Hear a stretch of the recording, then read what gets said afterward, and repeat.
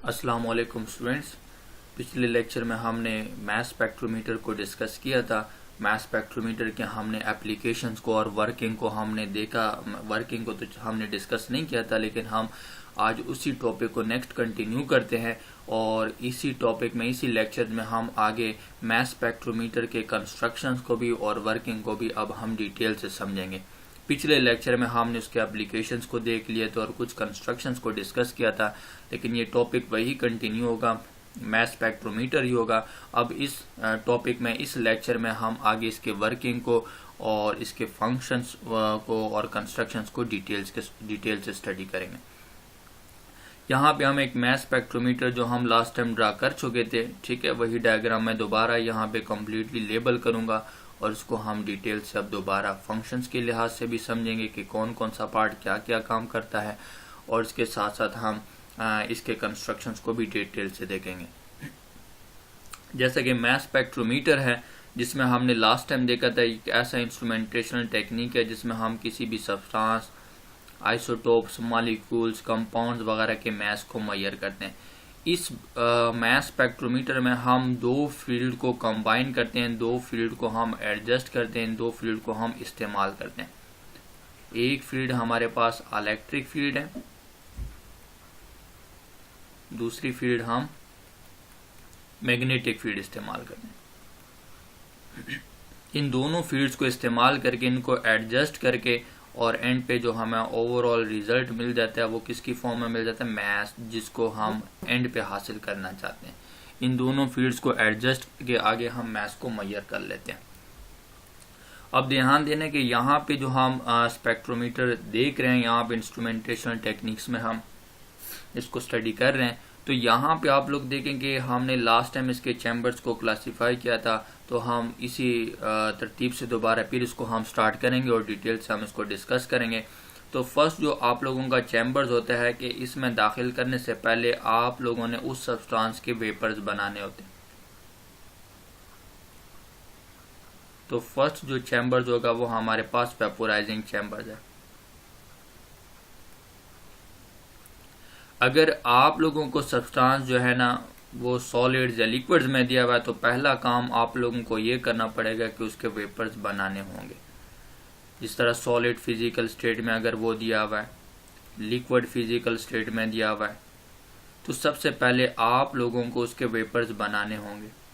और वो जो वेपर्स बनाने होंगे वो आप किस में करेंगे, वेपोराइजिंग चैम्बर्स में करेंगे। अब वेपर्स बनाने की ज़रूरत क्यों पड़ी, डायरेक्ट सॉलिड्स क्यों नहीं लेके जाते, लिक्विड्स क्यों नहीं लेके जाते, क्योंकि ये पूरा जो हमारे पास इंस्ट्रूमेंट है ये अगर काम कर रहा है तो किस चीज़ पे काम करता है, ये आइंस मतलब आइंस को कैरी करता है, आइंस के मास वगैरह को ये मेजर करता है। यानी कोई भी पार्टिकल्स आप लेंगे उसको सबसे पहले आपने आइंस में कन्वर्ट करना है, ठीक है। जिस तरह मैग्नेटिक फील्ड है, इलेक्ट्रिक फील्ड है, तो लाजमी बात है ये किस पे काम करेंगे, चार्ज पार्टिकल्स पे काम करेंगे। तो सबसे पहले हमें उस सब्सटेंस को चार्ज पार्टिकल में कन्वर्ट करना पड़ेगा। तो इसके लिए हमें सबसे पहले उसके गैसियस स्टेट में जाना पड़ेगा, उसको हम गैसियस स्टेट में लेके आएंगे। तो गैसियस स्टेट में लाने के बाद अगला जो हमारे पास चैम्बर्स होते हैं हम इसको फौरन इंट्रोड्यूस करवा देंगे। वो जो अगला चैम्बर होगा वो हमारे पास आयोनाइजिंग चैम्बर्स होगा। अब ये जो आयोनाइजिंग चैम्बर्स है, इस आयोनाइजिंग चैम्बर्स में यहाँ पे आयंस बनाने पड़ते हैं। इस आयोनाइजिंग चैम्बर्स में हम उस सैंपल्स के आयंस बनाते हैं, लेकिन आयंस बनाने के लिए हमें यहाँ पे जो ऑपरेटर्स है, इसका जो चैम्बर है, ये यहाँ पे एक पॉजिटिव प्लेट्स मौजूद होती है। एक पॉजिटिव प्लेट इस तरफ है, ऊपर की तरफ ये पॉजिटिव प्लेट है और ये भी पॉजिटिव प्लेट है, ठीक है। यहाँ पे हम एक हीटेड फिलामेंट रखते हैं, इलेक्ट्रिकली हीटेड फिलामेंट्स रखते हैं। ये जो इलेक्ट्रिकली हीटेड फिलामेंट्स है ये यहाँ से इलेक्ट्रॉन रिलीज करेगा, बीम ऑफ इलेक्ट्रॉन बनेगा, ये रिलीज करेगा, ये इस प्लेट की तरफ अट्रैक्ट करते जाएंगे। और ये इसको हम इस प्लेट को भला हम क्या कहेंगे, इलेक्ट्रॉन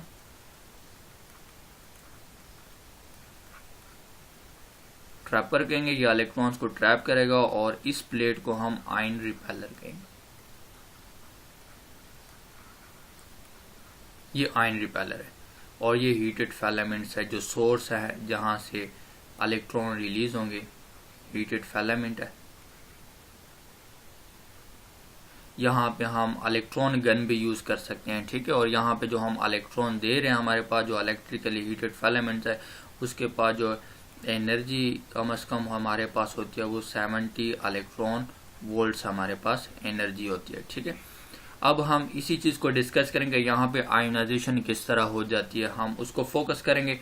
तो आयोनाइजिंग चैम्बर्स को हम देख रहे हैं कि आयोनाइजिंग चैम्बर्स किन किन पार्ट्स पर मुश्तमिल होता है। एक आयन रिपेलर पर मुश्तमिल होता है, इलेक्ट्रॉन ट्रैपर पर मुश्तमिल होता है, और source of beam of electrons पर मुश्तमिल होता है, जहाँ से बीम ऑफ इलेक्ट्रॉन्स रिलीज किए जाएंगे। वो हीटेड फिलामेंट्स भी हम ले सकते हैं या इलेक्ट्रॉन गन भी हम ले सकते हैं, और इसके पास जो एनर्जी होती है इलेक्ट्रॉन बीम के पास या इलेक्ट्रॉन के पास, पार्टिकल्स के पास, जो यहाँ से हम एनर्जाइज्ड पार्टिकल रिलीज कर रहे हैं, वो हमारे पास 70 इलेक्ट्रॉन वोल्ट्स की करीब होनी चाहिए। अब फास्ट मूविंग इलेक्ट्रॉन है यहाँ पे जो हम प्रोवाइड कर रहे हैं, तो इस फास्ट मूविंग इलेक्ट्रॉन्स के पास 70 इलेक्ट्रॉन वोल्ट्स एनर्जी मौजूद है। अब होता क्या है भला कि इस आयोनाइजिंग चैम्बर्स में होता क्या है, जैसा कि नाम से ही वाज़ह है कि आयोनाइजिंग चैम्बर्स वो चैम्बर है जहाँ पे आयंस बनाने पड़ेंगे।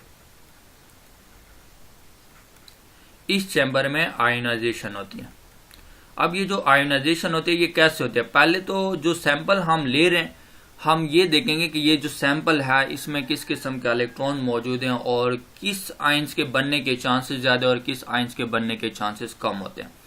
हम उसी चीज़ को फोकस करेंगे। जिस तरह मैं यहाँ पे एक फॉर्मल्डिहाइड ले रहा हूँ, फॉर्मल्डिहाइड है मेरे पास, इसका स्ट्रक्चर हमारे पास ये मौजूद होता है। यहाँ पे इस इलेक्ट्रॉन के पास 2 लोन पेयर हैं और एक इलेक्ट्रॉन इसने इस कार्बन के साथ यहाँ पे शेयर किया, दूसरा इलेक्ट्रॉन यहाँ पे शेयर किया। इस कार्बन का एक इलेक्ट्रॉन इस हाइड्रोजन के साथ है, दूसरा इलेक्ट्रॉन इस हाइड्रोजन के साथ है, ठीक है। यह हमने फॉर्मल्डिहाइड का स्ट्रक्चर ड्रा किया है। अब आप देख सकते हैं कि इस फॉर्मल्डिहाइड में हम इलेक्ट्रॉन्स को क्लासिफाई करते हैं कि किस किस्म के इलेक्ट्रॉन मौजूद हैं। इस इलेक्ट्रॉन्स को अगर आप इस इलेक्ट्रॉन्स को देखते हैं तो ये इलेक्ट्रॉन नॉन बॉन्डिंग इलेक्ट्रॉन है, ये बॉन्ड बनाने में हिस्सा नहीं लेते, ये इलेक्ट्रॉन नॉन बॉन्डिंग इलेक्ट्रॉन है। और अगर हम यहाँ पे देखते हैं ये जो हमारे पास इसके बीच में कार्बन और ऑक्सीजन के बीच में डबल बॉन्ड है, इस डबल बॉन्ड में से एक सिग्मा बॉन्ड है, हम इसको सिग्मा बॉन्डिंग इलेक्ट्रॉन्स कहेंगे। ये सिग्मा बॉन्डिंग इलेक्ट्रॉन है। और ये वाले जो इलेक्ट्रॉन है ये पाई बॉन्डिंग इलेक्ट्रॉन है, हम इसको पाई बॉन्डिंग इलेक्ट्रॉन्स कहेंगे। तो आप लोगों ने देखा कि यहाँ पे 3 तरह के इलेक्ट्रॉन्स को हम फोकस कर रहे हैं। नॉन बॉन्डिंग इलेक्ट्रॉन भी मौजूद है, सिग्मा बॉन्डिंग इलेक्ट्रॉन, ये भी हाइड्रोजन और कार्बन के बीच में, हाइड्रोजन और कार्बन के बीच में भी सिग्मा बॉन्डिंग इलेक्ट्रॉन है। तो हम इसको फोकस कर रहे हैं कि यहाँ पे हमारे पास 3 तरह के इलेक्ट्रॉन मौजूद है। नॉन बॉन्डिंग इलेक्ट्रॉन है, बॉन्डिंग इलेक्ट्रॉन में 2 तरह के इलेक्ट्रॉन है, एक सिग्मा बॉन्डिंग इलेक्ट्रॉन है और दूसरे पाई बॉन्डिंग इलेक्ट्रॉन है। तो इस मॉलिक्यूल में से इन इलेक्ट्रॉन्स को निकालने के लिए हमें डिफरेंट एनर्जी दरकार होती है। जिस तरह नॉन बॉन्डिंग इलेक्ट्रॉन है, इसको निकालने के लिए कम आयोनाइजेशन एनर्जी दरकार होती है, और पाई बॉन्डिंग इलेक्ट्रॉन्स को निकालने के लिए उससे ज़्यादा एनर्जी दरकार होगी, और सबसे ज़्यादा एनर्जी जो दरकार होगी वो सिग्मा बॉन्डिंग इलेक्ट्रॉन्स को निकालने के लिए दरकार होगी। अब सिग्मा बॉन्डिंग इलेक्ट्रॉन्स को निकालने के लिए जो हमें एनर्जी दरकार होती है वो हमारे पास जो एनर्जी है वो 15.9 इलेक्ट्रॉन वोल्ट है। यहाँ पे जो हम सिग्मा बॉन्डिंग इलेक्ट्रॉन्स को निकालेंगे उसके लिए 15.9 इलेक्ट्रॉन वोल्ट चाहिए, और नॉन बॉन्डिंग इलेक्ट्रॉन्स को एनर्जी जो दरकार है इसको निकालने के लिए हमें 11.0 इलेक्ट्रॉन वोल्ट चाहिए, और पाई बॉन्डिंग इलेक्ट्रॉन्स को एनर्जी निकालने के लिए जो आयोनाइजेशन एनर्जी दरकार है वो 14.1 इलेक्ट्रॉन है। तो यहाँ पे हम देखते हैं कि पाई बॉन्डिंग को निकालने के लिए 14.1 इलेक्ट्रॉन चाहिए। यहाँ पे मैं लिख देता हूँ, ठीक है। नॉन बॉन्डिंग इलेक्ट्रॉन्स को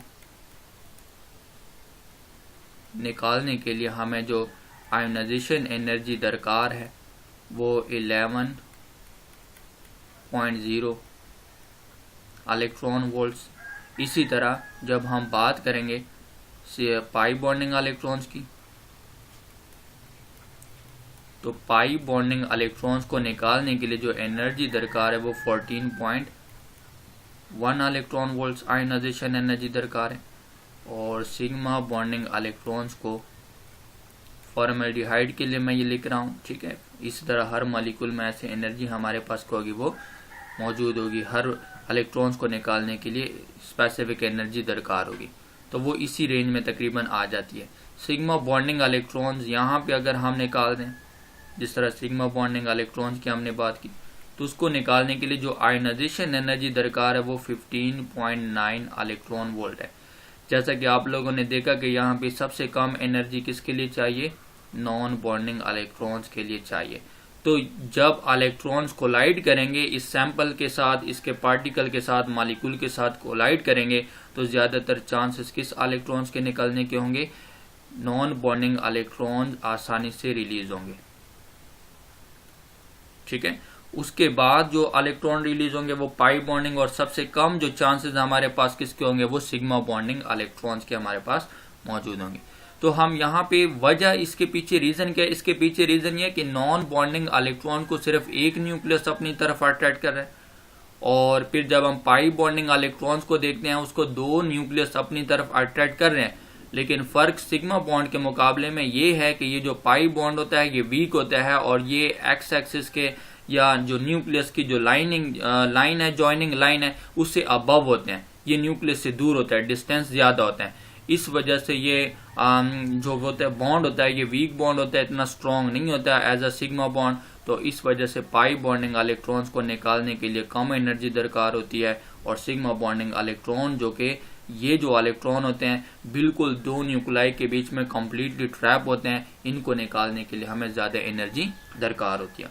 और अगर हम यहाँ पे देख लेते हैं कि हमारे पास होगा क्या, फॉर एग्जांपल ये मॉलिक्यूल है हमारे पास जिसको मैं M से रिप्रेजेंट करता हूँ, और यहाँ पे ये इलेक्ट्रॉन है, ठीक है। इसके पास जो एनर्जी है जो हमने अभी बताया था कि 70 इलेक्ट्रॉन वोल्ट्स है।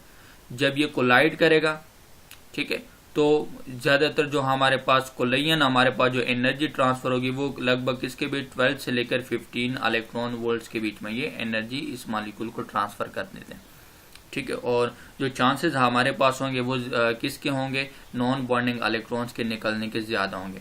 अब यहाँ पे इससे एक इलेक्ट्रॉन निकल जाता है, तो इलेक्ट्रॉन निकलने के बाद ये कैटाइन भी बन जाता है और रेडिकल भी बन जाता है। इसका मतलब यह है कि जो बॉन्डिंग इलेक्ट्रॉन होते हैं या जितना भी जो मॉलिक्यूल स्टेबल होता है, तो अंडरस्टूड है कि उसके पास पेयर्ड इलेक्ट्रॉन होते हैं। अब वो जो पेयर्ड इलेक्ट्रॉन है उसमें से कोई एक इलेक्ट्रॉन निकलेगा, तो इलेक्ट्रॉन के निकलने से वो कैटाइन भी बन गया, और इलेक्ट्रॉन के निकलने से वो अनपेयर्ड इलेक्ट्रॉन उसके पास रह गए। तो इस वजह से ये कैटाइन और रेडिकल दोनों हमारे पास बन गए। अब उसके बाद हम देखते हैं कि ये जो इलेक्ट्रॉन है इसने फर्ज करो लगभग 15 इलेक्ट्रॉन वोल्ट्स एनर्जी इसको मुंतकिल कर दी, तो अप्रोक्सीमेटली यहाँ पे तकरीबन जो इसके पास एनर्जी रह गई वो 55 इलेक्ट्रॉन वोल्ट्स की एनर्जी रह गई इसके पास। और यहां से इससे जो इलेक्ट्रॉन रिलीज हुआ उस इलेक्ट्रॉन के पास लगभग जो एनर्जी होती है वो 0.1 इलेक्ट्रॉन वोल्ट होती है। इस तरह हमारे पास बहुत से कैटाइंस हमारे पास बन सकते हैं, लेकिन इसमें जो ज्यादातर चांसेस हमारे पास हैं वो नॉन बॉन्डिंग इलेक्ट्रॉन्स के रिलीज होने के होते हैं, ठीक है। अब जब हम इसको देख रहे हैं इस मॉलिक्यूल्स के या आयोनाइजेशन को हमने देखा कि ये किस तरह आयोनाइज करेंगे, तो जब ये वाले कैटाइन बन जाते हैं और साथ रेडिकल भी है, तो इसके पास जो इंटरनल एनर्जी होती है, ठीक है, वो अभी एग्जिस्ट करती है क्योंकि ये पहले से ज्यादा अनस्टेबल हुआ। तो इस तरह ये मॉलिक्यूल्स खुद को स्टेबल करने के लिए आगे स्प्लिट हो जाते हैं, कई टुकड़ों में डिवाइड हो जाते हैं, और इस तरह कई पार्ट हमारे पास जो फ्रैगमेंट्स होते हैं मॉलिक्यूल्स के टुकड़े हैं और भी हमारे पास इसके अंदर बन जाते हैं। अब इसी को हम आगे फोकस करते हैं कि यहाँ पे ये जो हमारे पास कैटाइन्स बन गए, ये कैटाइन है। हम ऊपर की तरफ जाते हैं, डायग्राम की तरफ देखते हैं, यहाँ पे ऐसे आयोनाइजेशन होगी, तो वो जो इलेक्ट्रॉन्स बन गए और ये जो इलेक्ट्रॉन बीम है, बीम ऑफ इलेक्ट्रॉन है, ये फौरन किसकी तरफ अट्रैक्ट करना शुरू कर देंगे, इलेक्ट्रॉन ट्रैपर की तरफ अट्रैक्ट करना शुरू कर देंगे। ये इसको अब्सॉर्ब करते जाएंगे, अपनी तरफ खींचते जाएंगे। ये जो पॉजिटिव चार्ज है, ये पॉजिटिव प्लेट जो हम यहाँ पे अप्लाई कर रहे हैं, तो जो हमारे पास कैटाइन बन गए, जो अभी हमने देखा कि M+ हमारे पास बन गए थे, तो ये कैटाइन, ये आयन रिपेलर प्लेट इस कैटाइंस को रिपेल करेगा और यहाँ से ये इस तरफ आ जाएंगे हमारे पास। ठीक है, जैसे ये इस तरफ हमारे पास आ जाएं, उसके बाद अगला जो हमारे पास चैम्बर्स मौजूद हैं वो हमारे पास है एक्सेलरेशन चैम्बर्स। इस चैम्बर को हम एक्सेलरेशन चैम्बर्स कहते हैं।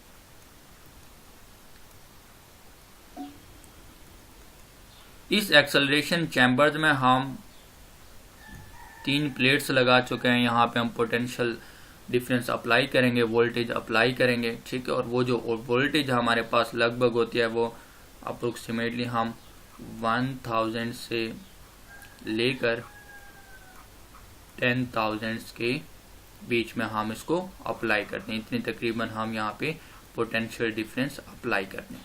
ठीक है, और ये पोटेंशियल डिफरेंस हमारे पास अप्लाई करने का बुनियादी मकसद ये होता है कि यहाँ पे जितने भी पार्टिकल्स होंगे, सेम काइनेटिक एनर्जी वाले पार्टिकल्स को यहाँ पे एक सेलेक्ट भी किया जाता है, और फिर उन सारे पार्टिकल्स को जो काइनेटिक एनर्जी होती है, जो रफ्तार है, स्पीड है, वेलोसिटी है, उन सारों को सेम वेलोसिटी भी दी जाती है। ठीक है, तो यहाँ पे हम इलेक्ट्रिक फील्ड का इस्तेमाल करें तो इस एक्सेलरेशन चैम्बर्स को हम वेलोसिटी फिल्टर भी कह सकते हैं।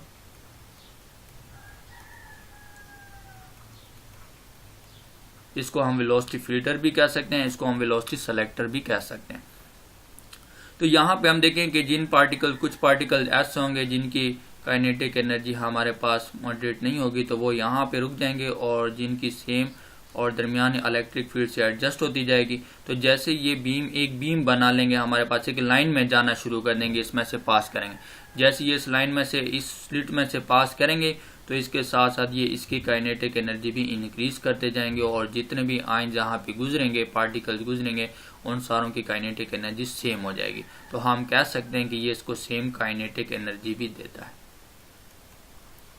ठीक है, सेम काइनेटिक एनर्जी इसको देंगे, सेम रफ्तार देंगे इसको।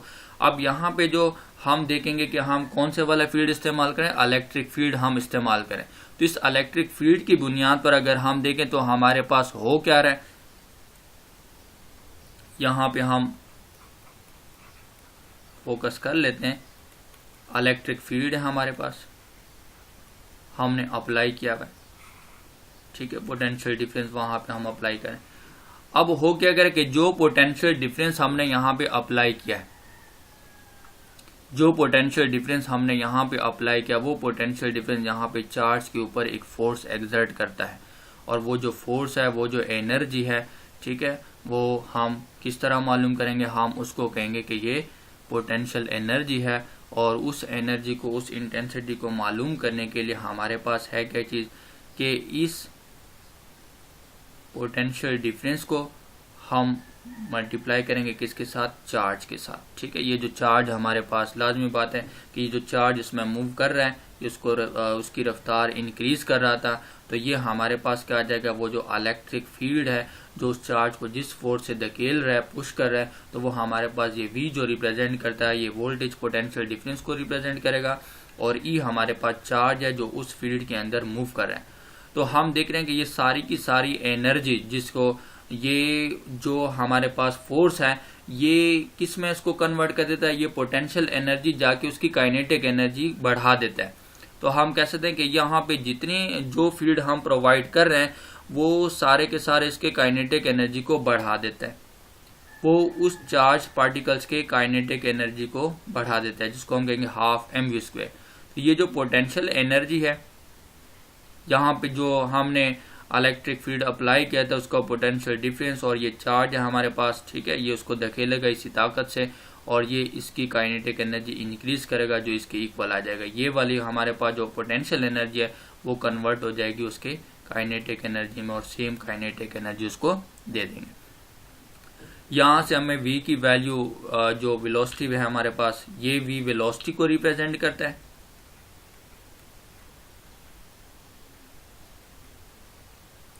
और ये भी पोटेंशियल डिफरेंस को रिप्रेजेंट करता है। ठीक है, अब हमें यहाँ पे वेलोसिटी की वैल्यू चाहिए, तो हम V को यहीं पे रहने देते हैं, V² को यहीं पे रहने देते हैं। और ये m यहाँ पे मल्टीप्लाई हो रहा है, तो इसके साथ आके क्या हो जाएगा, ये v हमारे पास है, पोटेंशियल डिफरेंस है, ई चार्ज हमारे पास, ये आके इस पर डिवाइड हो जाएगा, और 2 यहाँ पे डिवाइड हो रहा है तो इसके साथ आके मल्टीप्लाई हो जाएगा। अब हमें ये इक्वेशन मिल गई है, इलेक्ट्रिक फील्ड जो हम इस्तेमाल करें वहाँ से हमें ये इक्वेशन मिल गई। अब इस इक्वेशन से आप लोग देख सकते हैं कि क्या क्या आप लोगों को रिजल्ट मिलते हैं। वेलोसिटी जो है वो एक तरह से डायरेक्टली प्रोपोर्शनल है, ठीक है। अगर आप देखें तो पोटेंशियल डिफरेंस, ये जो है पोटेंशियल डिफरेंस है, ठीक है, इसके डायरेक्टली प्रोपोर्शनल, ठीक है। और हमारे पास जो अगला रिजल्ट अगर हम देख सकते हैं तो वेलोसिटी है, ये चार्ज की भी डायरेक्टली प्रोपोर्शनल है कि उस पार्टिकल्स पर कितना चार्ज है, +1 है, +2 है, +3 है। जैसे जैसे +1 से +2 की तरफ जाएगा तो वेलोसिटी बढ़ेगी, +2 से +3 की तरफ जाएगा तो और वेलोसिटी इंक्रीज होती जाएगी। और वेलोसिटी का, ये वेलोसिटी का और मास का इनवर्स रिलेशनशिप है, ठीक है। मास जितना ज़्यादा होगा उतनी वेलोसिटी कम होगी, और मास जितना कम होगा वेलोसिटी उतनी ही ज़्यादा होगी। तो ये कंक्लूजन हम यहाँ से निकाल सकते हैं। यहाँ पे हमने इलेक्ट्रिक फील्ड को देखा कि इलेक्ट्रिक फील्ड को हम इस तरह देखेंगे कि यहाँ पे जो हमने पोटेंशियल डिफरेंस अप्लाई किया था वो पोटेंशियल डिफरेंस को किस तरह यहाँ पे एनर्जी इसकी सेलेक्ट कर लेता है और सेम काइनेटिक एनर्जी उसको दे देता है। उसके बाद आगे की तरफ हम जाते हैं तो अगला हमारे पास आ जाता है वो है मैग्नेटिक फील्ड। ये जैसे यहाँ से ये बीम यहाँ पे गुजरती है हमारे पास, तो इस तरफ हमने जो है ना ये फील्ड अंदर की तरफ, जो मैग्नेटिक फील्ड है वो अंदर की तरफ हमारे पास जा रही है। अब ये जैसे इस फील्ड में मैग्नेटिक फील्ड में आते हैं ये इसको सेपरेट कर देते हैं, ये सेपरेशन हमारे पास मौजूद है, और इस तरह के हमारे पास टोटल ये आगे की तरफ आ जाते हैं। अब जो हमारे पास ज्यादा डिफ्लेक्ट कर जाता है, यहाँ पे डिफ्लेक्शन होती है, वो मास टू चार्ज रेशो की बुनियाद पर ये डिफ्लेक्शन होती है। मैग्नेटिक फील्ड उसको सेपरेट कर देता है, डिफ्लेक्ट कर देता है, ये डिफ्लेक्शन चैम्बर्स हमारे पास है। अब यहाँ पे हम देख सकते हैं कि जो ज्यादा डिफ्लेक्ट हुआ है उसका मास बहुत कम होता है, ठीक है, और जो कम डिफ्लेक्ट हुए जिन्होंने अपना रास्ता कम चेंज किया है और उनका मास बहुत ज्यादा होता है, और जो दरमियाने लेवल पे आ गए तो उनका मास मॉडरेट होता है। तो यहाँ पे हम कहते हैं कि ये जो डिफ्लेक्शन है ये किस चीज पे डिपेंड करती है, मास पे डिपेंड करती है। मास जितना ज्यादा होगा डिफ्लेक्शन उतनी कम होगी, और मास जितना कम होगा डिफ्लेक्शन उतनी ही ज्यादा होगी। और अगर हम यहाँ पे चार्ज की बात करें, ये चार्ज हमारे पास मौजूद है, तो अगर हम चार्ज की बात करें तो ये जो चार्ज भी हमारे पास क्या करेगा कि चार्ज जितना उस पार्टिकल पे ज्यादा होगा उतनी ही ज्यादा डिफ्लेक्शन होगी, और चार्ज उस पार्टिकल पर जितना कम होगा डिफ्लेक्शन उतनी ही कम होगी हमारे पास, ठीक है। तो ये चार्ज और डिफ्लेक्शन का और मास का और डिफ्लेक्शन का जो रिलेशनशिप है उस चीज की बुनियाद पर ये मैग्नेटिक फील्ड उसको charge to mass to charge ratio की बुनियाद पर इसको सेपरेट कर देता है। अब जो हमारे पास हैवी पार्टिकल है वो यहाँ पे कोलाइड हो जाते हैं, और जो सबसे लाइट पार्टिकल होता है वो यहाँ पे, वो इसकी दीवारों से इलेक्ट्रॉन ले लेते हैं, न्यूट्रल हो जाते हैं। ये भी इसकी दीवारों से इलेक्ट्रॉन ले लेंगे, न्यूट्रल हो जाएंगे, और फिर हम दोबारा इसको वैक्यूम पंप से निकाल लेंगे और दोबारा फिर इस पूरे प्रोसेस में से गुजारेंगे। मैग्नेटिक फील्ड को फिर एडजस्ट करेंगे। जो हैवियर थे उनके लिए मैग्नेटिक फील्ड की स्ट्रेंथ और बढ़ा देंगे ताकि वो डिफ्लेक्ट हो जाएं, और जो लाइटर थे जो ज्यादा डिफ्लेक्ट हो चुके हैं उनके लिए मैग्नेटिक फील्ड की स्ट्रेंथ कम कर देंगे ताकि वो कम डिफ्लेक्ट हो जाए और दोबारा फिर यहाँ पे डिटेक्टर तक पहुंच सकें। और जो मॉडरेट है हम यहाँ पे इसको कोलेक्ट करेंगे, जमा करते जाएंगे, ठीक है। अब यहाँ पे जो मैग्नेटिक फील्ड है वो हमारे पास पेज के अंदर है, अंदर की तरफ हमारे पास जा रहे हैं। तो यहाँ पे जो चार्ज पार्टिकल जाएंगे, हमें पता है कि फ्लेमिंग रूल्स के मुताबिक ये जो मैग्नेटिक फील्ड है वो इस पार्टिकल्स की वेलोसिटी के बिल्कुल परपेंडिकुलर है।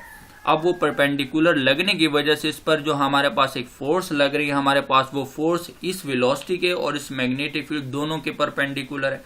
तो यहाँ पे हम फ्लेमिंग रूल्स को अप्लाई कर सकते हैं। उसकी बुनियाद पर इस मैग्नेटिक फील्ड्स के अंदर जो चार्ज पार्टिकल मूव करेंगे वो सर्कुलर पाथ में मूव करना शुरू कर देंगे। अब यहाँ पे हम देख सकते हैं, इस तरफ हम मैग्नेटिक फील्ड को देख लेते हैं, ठीक है।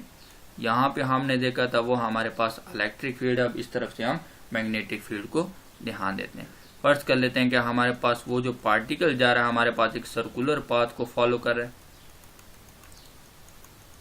ठीक है। सर्कुलर पाथ को वो फॉलो कर रहा है।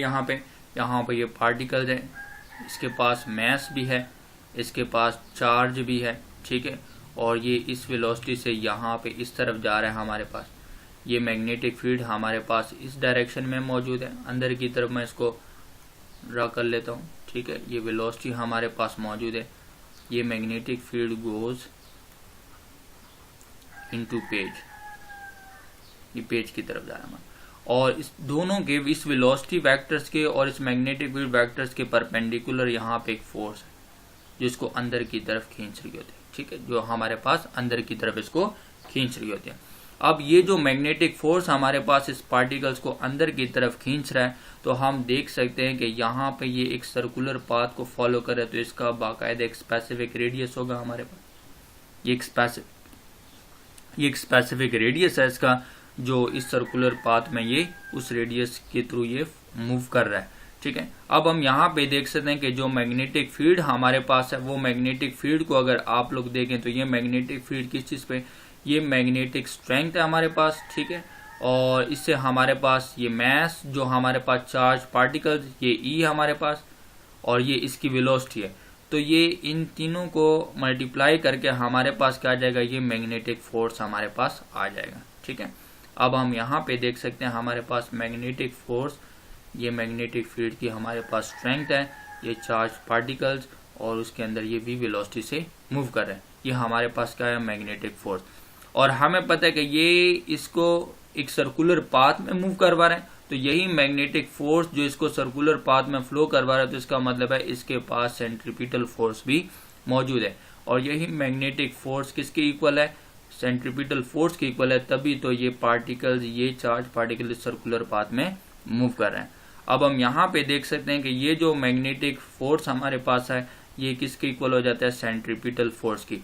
अब इस पार्टिकल्स के पास मास भी है और ये वी वेलोसिटी से मूव कर रहा है और एक खास रेडियस है उसको ये फॉलो कर रहे हैं, तो इसका जो हमारे पास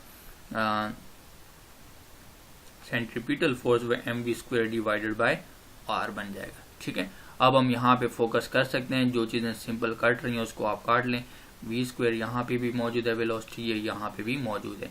ये हमारे पास मैग्नेटिक फोर्स और ये हमारे पास सेंट्रीपिटल फोर्स है, ठीक है। दोनों को हम इक्वेट कर रहे हैं, क्यों कर रहे हैं, क्योंकि जो चार्ज पार्टिकल है वो सर्कुलर पाथ को तभी फॉलो करेगा जब मैग्नेटिक फोर्स और सेंट्रीपिटल फोर्स दोनों बराबर होंगे। अब हम यहाँ पे देख सकते हैं कि हमारे पास जो simple mv divided by r जो कि रेडियस है, ये मैग्नेटिक फील्ड की स्ट्रेंथ है हमारे पास और ये चार्ज हमारे पास मौजूद है। अब उसको हम आगे देख लेते हैं। यहाँ से फिर आप लोगों ने v मालूम करना है, वेलोसिटी को सेपरेट करना है और इस वेलोसिटी को अलग करें। और यहाँ पे मैग्नेटिक फील्ड है आप लोगों के पास, ये चार्ज जो इसके साथ मूव कर रहा था, चार्ज की क्वांटिटी भी इसमें आ जाती है, मैग्नीट्यूड है हमारे पास। अब इसको आप लोग डिवाइड करेंगे मास पर और यहाँ पे मल्टीप्लाई करेंगे रेडियस के साथ, ठीक है। ये रिलेशनशिप हमारे पास किस में आ जाएगा, मैग्नेटिक फील्ड में आ जाएगा।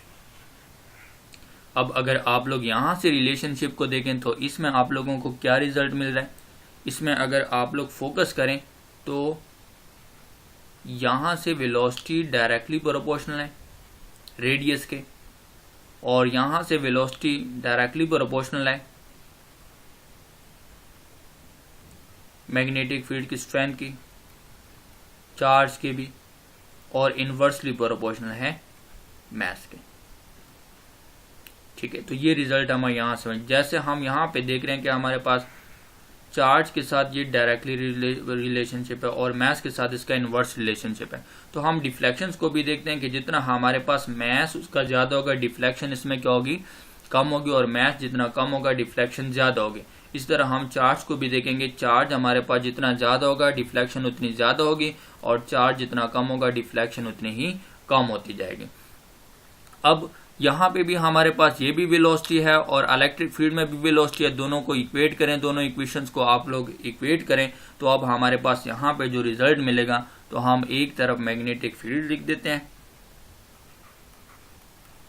इन दोनों को अगर हम इक्वेट कर लेते हैं, और दूसरी तरफ हम इलेक्ट्रिक फील्ड लिख देते हैं जहां से हमें रिजल्ट मिले। अब आप देख रहे हैं कि यहाँ पे v आप लोगों के पास वेलोसिटी स्क्वायर में है, तो यहाँ पे भी आप लोगों के पूरा इसका स्क्वायर लेना पड़ेगा। तो यहाँ पे हम लेंगे v² जो हमारे पास मौजूद है, ठीक है, इसका पूरे का स्क्वायर लें आर स्क्वायर, मैग्नेटिक फील्ड का स्क्वायर, ये ई स्क्वायर आ जाएगा और ये मास का स्क्वायर आ जाएगा, और उसके साथ साथ अब यहाँ पे 2v, ये वाला जो v है ये पोटेंशियल डिफरेंस है, इसमें कंफ्यूज नहीं होना, और ये आ जाएगा हमारे पास मास। अब जो जो चीज़ कट रही है उसको काट लें, ये मास स्क्वायर के साथ कट जाएगा और ये वाला चार्ज इस स्क्वायर के साथ कट जाएगा। अब इसको आप लोग देखें कि आप लोगों के पास रिजल्ट क्या मिल रहा है। ये मिल जाएगा आर स्क्वायर और ये बी जो मैग्नेटिक फील्ड है, और ये आ जाएगा m 2 पोटेंशियल डिफरेंस हमारे पास, ठीक है। ये पोटेंशियल डिफरेंस हमारे पास आ गया। अब हम यहाँ पे देख सकते हैं कि इसको सिंपल करने के लिए हमारे पास जो मौजूद है, ठीक है, इसको काट लेते हैं। तो इसको सिंपल करने के लिए हम यहाँ पे हमारे पास चार्ज भी है, सॉरी, ठीक है, चार्ज रह गया है हमारे पास, ये भी ये स्क्वायर मैग्नेटिक फील्ड के स्ट्रेंथ का है। आप इस चार्ज और मास को यहीं पे रहने दें, ठीक है, इस चार्ज और मास को आप लोग यहीं पे रहने दें, तो ये आ जाएगा चार्ज और मास, ये आर स्क्वायर और बी स्क्वायर यहाँ पे मल्टीप्लाई हो रहा है, तो इस तरफ आके ये क्या हो जाएंगे, डिवाइड हो जाएंगे, बी स्क्वायर आ जाएगा और आर स्क्वायर आ जाएगा। ये हमारे पास रिलेशनशिप आ गया कि अगर हम इसको देख सकें तो ये जो चार्ज टू मास रेशो यहाँ पे जो हमें मिल रही है, तो चार्ज टू मास रेशो ये किस चीज़ पे डिपेंड करती है, पोटेंशियल डिफरेंस पे डिपेंड करती है और मैग्नेटिक फील्ड के स्ट्रेंथ पर और रेडियस पे डिपेंड करती है। अगर हम मैग्नेटिक फील्ड को और पोटेंशियल डिफरेंस को एडजस्ट करते जाएं तो इससे हम इनकी सेपरेशन कर सकते हैं। इसको और आप सिंपल करें, ठीक है, हमारे पास क्या होता है, मास डिवाइडेड बाय चार्ज, यानी इसको इन्वर्स करें तो आप लोगों के पास ये रिलेशनशिप भी आ जाता है, B square R square divided by 2b। तो ये चीज़ भी हमारे पास आ जाती है, जिसको हम कुछ बुक्स में मास टू चार्ज रेशो लिखा होता है और कुछ बुक्स में charge to mass ratio value. तो आप इन दोनों फार्मूलेस को इस्तेमाल कर सकते हैं और इस तरह आप mass to charge ratio value या charge to mass ratio value को फाइंड आउट कर सकते हैं, ठीक है। उसके बाद जब आप लोग देखते हैं कि यहाँ से ये पार्टिकल डिफ्लेक्ट हो जाते हैं, यहाँ पे आ जाएंगे, डिटेक्टर्स के पास आ जाएंगे। अब चार्ज पार्टिकल है वो काइटाइन है, तो डिटेक्टर्स में हमने यहाँ पे मेटल्स की एक प्लेट, मेटल बॉक्स रखा होता है। जब ये चार्ज पार्टिकल यहाँ से आएंगे, इसके साथ टकराएंगे चार्ज पार्टिकल, तो ये इससे इलेक्ट्रॉन ले लेते हैं और न्यूट्रल हो जाते हैं। तो इसके अंदर जो इलेक्ट्रॉन है वो वहाँ पे गैप पैदा हो जाएगा, तो उस इलेक्ट्रॉन्स को फिल करने के लिए दूसरी जगह से इलेक्ट्रॉन आएगा, इसमें इलेक्ट्रॉन मूव करना शुरू करें, तो इसमें इलेक्ट्रिक करंट यानी फ्लो प्रोड्यूस हो रहा है इलेक्ट्रॉन का, तो इलेक्ट्रिक करंट प्रोड्यूस हो जाएगी और वो इलेक्ट्रिक करंट को आगे जाके एम्पलीफाई कर दिया जाएगा, और एम्पलीफाई करके हमारे पास आगे जाके चार्ट रिकॉर्डर हमारे पास मौजूद होंगे, वो जाके हमें एक चार्ट दे देंगे, एक ग्राफ दे देंगे, और वो ग्राफ हमें कुछ इस तरह मिलेगा, चार्ज टू। उस ग्राफ को मैंने पिछले लेक्चर में समझाया, यहाँ पे मैं नहीं जाऊँगा उसमें, ठीक है। तो यहाँ पे हम देख सकते हैं कि हमारे पास क्या आ जाएगा, मास टू चार्ज रेशो हमारे पास, और इस तरफ हम रिलेटिव अबंडेंस ले लेंगे, और इस तरह हमारे पास पीक की फॉर्म में हमें ऐसे चार्ट मिलना शुरू कर देगा। तो इस तरह हम charge to mass ratio values के ज़रिए मालूम कर सकते हैं। ये हमने कैलकुलेशन कर दी। इंशाल्लाह बाकी फिर हम नेक्स्ट टाइम कर लेंगे। अपना ख्याल रखिएगा। अल्लाह हाफिज़।